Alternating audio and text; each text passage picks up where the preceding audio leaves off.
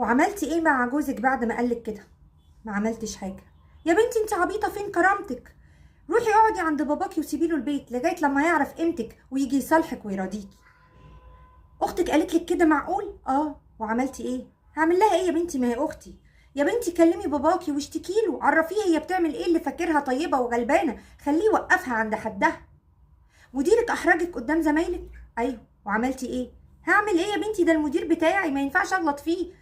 انا لو منك ما اروحش الشغل تاني وافضل قاعده في البيت لغايه لما المدير هو اللي يكلمني ويراضيني علشان ارجع. في ناس كتير كده في حياتنا موجودين زي العقارب، بيبخوا سمهم، عايزين يوقعونا مع اقرب الناس لينا، يخلونا نتخانق مع الناس اللي غالية علينا.